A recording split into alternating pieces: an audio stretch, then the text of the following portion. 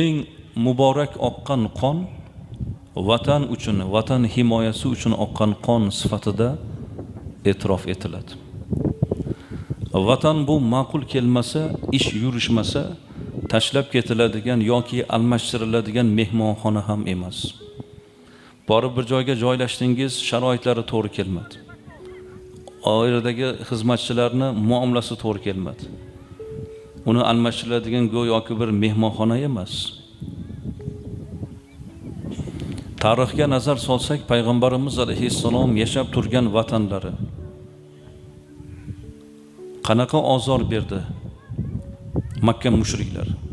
Vatanlaridan quvib haydab chiqarishdi. Lekin shu Makka haqida, yurt haqida fikrlari o'zgardimi?